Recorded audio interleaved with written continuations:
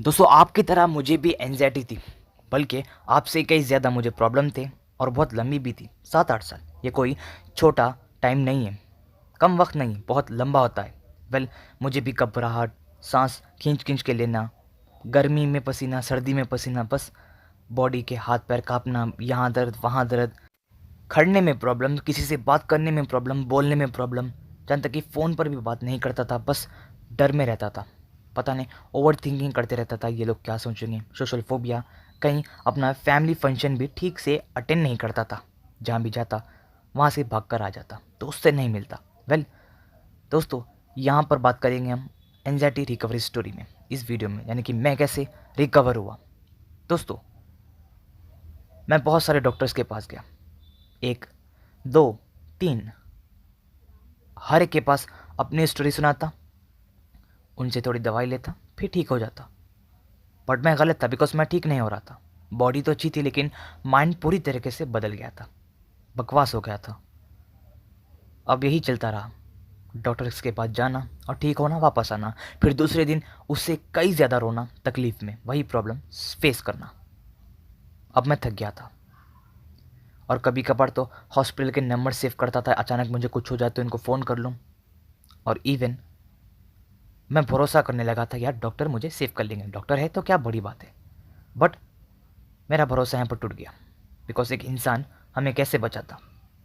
अब मैं थोड़ा रिलीजियस, यानी कि मौलवी लोगों के पास जाने लगा, जो मौलाना लोग होते, उनकी दुआ में लेने लगा, यानी कि वो लोग कुछ पढ़कर फूकते तो मुझे बहुत अच्छा लगता, बिकॉज होता भी है फ़ायदा। वो 1, 2, 3 सेम डॉक्टर के जैसा मैं हर मौलवी के पास जाता, अपनी स्टोरी बताता और बस खुश होकर वापस आ जाता। फिर मुझे लगा, यार जब तक ये मौलवी है मुझे कुछ होने नहीं देंगे, सेम। और मैं बहुत कॉन्फिडेंस हो गया, यार अब तो एंजाइटी चली ही गई। वेल, क्या हुआ, 2 महीने के बाद ये बहुत बुरी तरीके से वापस आई और मुझे और परेशान करने लगी। मैं सोचा, डॉक्टर नहीं बचाए मुझे, मौलवी लोग नहीं बचाए, मैं बस लोगों पर भरोसा कर रहा था। फिर मुझे याद आया, मैं कौन हूँ, मुसलमान हूँ। मेरा बिलीफ क्या है, एक अल्लाह पर मानना। बिकॉज मैं डॉक्टर या फिर कोई दोस्त या फिर कोई पर्सन पर बिलीव कर रहा था क्या मुझे ठीक कर देगा। वेल, मैं बिल्कुल गलत था, 100% मैं गलत था। जैसे कि एक एग्जाम्पल है, मैं एक मौल साहब को लेकर सोचता था, यार ये तो बूढ़े हो गए, अगर ये मर गए तो मेरा कौन ख्याल रखेगा। बस वहाँ पर मेरा एक लाइट बल्ब मोमेंट हुआ, यानी कि दिमाग की बत्ती चली। मैं ये इंसान को क्यों सोच रहा हूँ, यार मैं तो उसका बंदा हूँ, जो मेरा अल्लाह है, जो कभी नहीं मरने वाला है, वो हमेशा ज़िंदा रहने वाला है, मैं क्यों ना उसका हो जाऊँ। सो मैंने बस यही किया, मैंने पूरी तरीके से बिलीव किया। कहने को तो मैं मुसलमान था, शायद कुछ नमाज जिक्र करता था, बट क्या बिलीव करता था, अल्लाह माफ़ करे। लेकिन मैं भरोसा डॉक्टर्स या फिर मौलवी लोगों पर करने लगा। बट फाइनली इस एंजाइटी की वजह से मैं अल्लाह के और क्लोज होने लगा। बस मेरा यही काम हो गया था कि डॉक्टर्स के पास जाना, बीपी चेक करना, पैसे वेस्ट करना, कहीं मौल साहब के पास जाके दुआ पढ़ना। बट एक दिन मुझे बहुत तकलीफ़ हुई, तो एक मैं मस्जिद के मौज़म साहब के पास गया, तो उन्होंने मुझे कल बुलाया। मैं बहुत डरा हुआ था, मुझे लगा यार कहीं नेगेटिव एनर्जी नहीं आ गई, जिन आ गया मेरे अंदर, पता नहीं क्या आ गया। वेल, उन्होंने बोला ये डिप्रेशन है। मुझे पहले से ही पता था, बट मैं मान नहीं रहा था, सोच रहा था नहीं नहीं मुझे कुछ तो प्रॉब्लम है।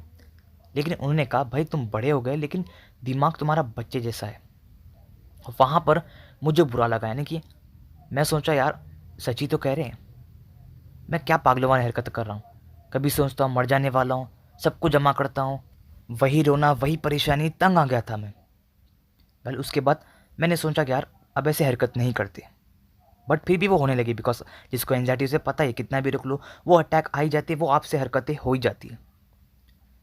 फिर मैंने नमाज़ पढ़नी शुरू करी। डर लगता था, भाग कर आ जाता था मस्जिद से लोगों को देखकर, बट धीरे धीरे जानबूझकर आखिरी रकात में जाने लगा ताकि आदत हो। फिर मैंने जुमा पढ़ना स्टार्ट किया पब्लिक में, पीछे ठहर कर, अच्छा लगा। फिर नॉर्मल नमाज भी वापस आ गई। एंड देन जिक्र वगैरह किया मैंने, जैसे कि अल्लाह अल्लाह कहना या फिर अस्तगफार।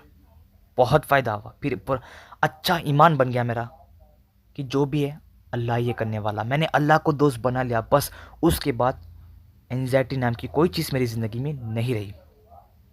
और दोस्तों, एंजाइटी से मुझे 2 फ़ायदे हुए। पहला, मैं अल्लाह के करीब गया, और दूसरा, मैं एक बहुत ही पॉजिटिव इंसान बन गया। और आज अल्हम्दुलिल्लाह लोगों की मैं क्लास भी लेता हूँ। 1-2 की तो मैं ले रहा हूँ, और 2-4 और ज्वाइन होने वाले। दोस्तों, अगर आपको भी एंजाइटी है तो क्लास ज्वाइन कीजिए। मैंने सब लिख कर रखा है, मतलब कैसे मैं रिकवर हुआ और आप लोग क्या कुछ कर सकते हो इस टाइम ऑफ पीरियड में, जिससे आपकी एंजाइटी मैनेज हो सकती है और आप लोग इसे ख़त्म भी कर सकते हो। वीडियो अच्छा लगा तो लाइक कर दीजिए, चैनल को सब्सक्राइब कर दीजिए। मिलते हैं नेक्स्ट वीडियो में।